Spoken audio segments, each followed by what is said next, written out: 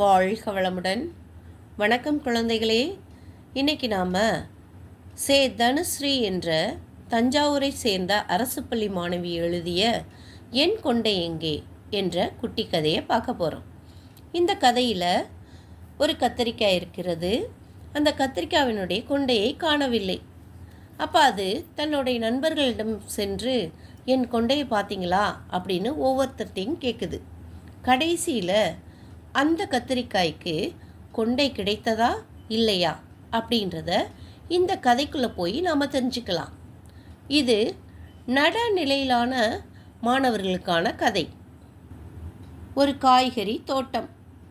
அதில் ஒரு கத்தரி செடி இருந்தது. வேகமாக காற்று வீசியது. தொப் என சத்தம் கேட்டது. ஆ ஆ! ஒரு பெரிய கத்தரிக்காய் கீழே விழுந்து கிடந்தது. கத்தரிக்காய் மெல்ல எழுந்தது. தலையை தொட்டு பார்த்தது. கொண்டையை காணவில்லை. கோபமாக தேடியது. என் கொண்டை காணோம், நீதானே எடுத்தது என்று தக்காளியிடம் கேட்டது. நான் எடுக்கவில்லை என்றது தக்காளி. என் கொண்டை காணோம், நீதானே எடுத்தது என்றது பச்சை மிளகாயை பார்த்து. நான் எடுக்கவில்லை என்றது பச்சை மிளகாய். என் கொண்டை காணோம், நீதானே எடுத்தது.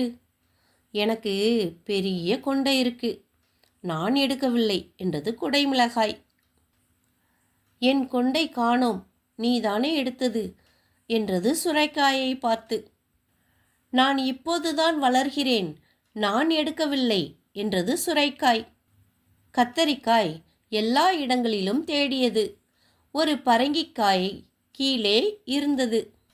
என் கொண்டை காணோம், நீதானே எடுத்தது. பரங்கிக்காய் பதில் சொல்லவில்லை. எனக்கு தெரியும், நீதானே எடுத்தது. கத்தரிக்காய் கோபமாக கேட்டது. அதற்கு பரங்கிக்காய், அடே, உன் கொண்டை உன் செடியில் இருக்கு, அங்கே போய் பார் என்றது. கத்தரிக்காய் வேகமாக ஓடியது. உருண்டு உருண்டு ஓடியது.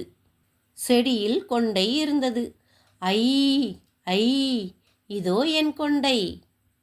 கத்தரிக்காய் கொண்டையை எடுத்தது. தலையில் மாட்டியது. மகிழ்ச்சியில் குதித்தது. என்ன குழந்தைகளே, இந்த கதையிலேருந்து நீங்கள் என்ன தெரிஞ்சுக்கிட்டீங்கன்றத எனக்கு கமெண்ட்டில் சொல்லுங்கள். நன்றி குழந்தைகளே.